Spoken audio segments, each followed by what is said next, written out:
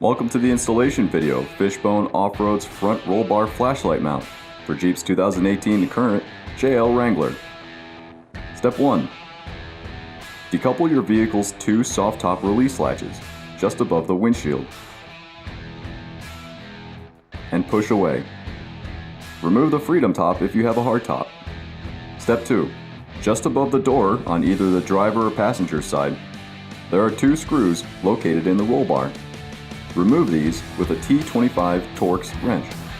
Step 3.